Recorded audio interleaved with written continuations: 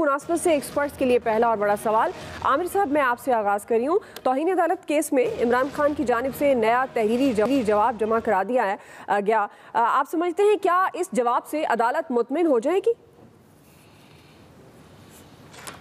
देखें जी, वैसे तो चूँकि ये केस कोर्ट में चल रहा है और गुफ्तगू होनी नहीं चाहिए, लेकिन हमारे यहाँ चलन अब टोटल मुख्तलिफ है और इस्लामाबाद हाई कोर्ट ने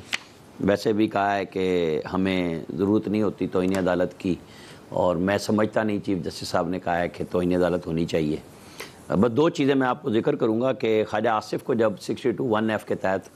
इस्लामाबाद हाई कोर्ट ने नाअहल किया था तो कहा था कि चूँकि मेरे सामने सुप्रीम कोर्ट का फ़ैसला मौजूद है नवाज शरीफ वाला, तो अब हम फिर इनको भी नाअहल कर रहे हैं। अब जहन में रखें कि इमरान खान साहब के तौहीन अदालत के केस में जस्टिस अतहर मिनल्ला ने ही फरमाया था कि हमारे सामने सुप्रीम कोर्ट के 3 फ़ैसले मौजूद हैं, निहाल हाशमी, तलाल चौधरी और दानियाल अजीज़ के, जिसमें तौहीन अदालत की सज़ाएँ दे दी गई थी और वो भी अदालती मामलात पे गुफ्तगू की थी और अब भी अदालती मामले पे गुफ्तगू की।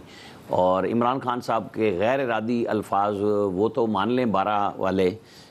12 अगस्त के, लेकिन जो कल पेशावर में गुफ्तगू की वो तो वजाहत की थी ना उन्होंने।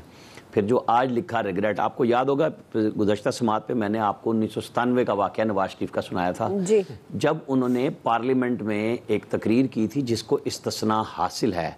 कि वहाँ पे जो भी बात करें तो उस पर सजाद अली शाह, चूँकि एक उस वक्त एक गैंग अप हुए थे उस वक्त मरहूम सदर फारूक लगारी के साथ कि 58(2) भी लानी और इनको उड़ाना भी है, तो वो बहाने ढूंढते फिर रहे थे कि किस तरीके से। तो इनकी स्पीच पे इनको बुलाया गया था, तीसरी चौथी दफ़ा बुलाया था। तो सेनेटर जो अब अली सर ज़फ़र हैं, उनके वालिद SM ज़फ़र साहब ने तैयार किया था बड़ी भारी फ़ीस दे के, और लफ्ज़ उसमें रिग्रेट लिखा था कि हमें अफसोस है, जिस पे बनता नहीं था, लेकिन चूंकि कोर्ट मुसर थी कि नहीं आप वजाहत करें, आप वजाहत करें।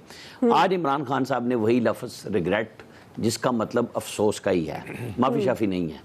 अब देखना यही होगा कि चूँकि अब अदालतें, सुप्रीम कोर्ट एक फ़ैसला दे चुकी है कि जज कॉन्शियसली और अनकॉन्शियसली कुछ भी कर सकते हैं, वो अपने एक फ़ैसले से दूसरे फ़ैसले पे जा सकते हैं। यहाँ तो ये भी हुआ है कि 11 जजों ने एक फ़ैसला दिया और उसको 3 जजों ने बदल दिया। यानी जो लीगल जुरिस्प्रूडेंस है वो तो कुछ सारी की सारी पनामा के बाद बदलने लग रही है कि आप नज़ीर भी नहीं देखते, आप मिसाल नहीं देखते कि कानून आइन उसमें क्या है, लेकिन चूँकि फ़ैसला जजिस का है तो हम तो वो मानना पड़ता है ना, मैं मानूँ ना मानूँ, उसके ऊपर जो मर्जी कहूँ, लेकिन फैसला तो हो जाता है ना।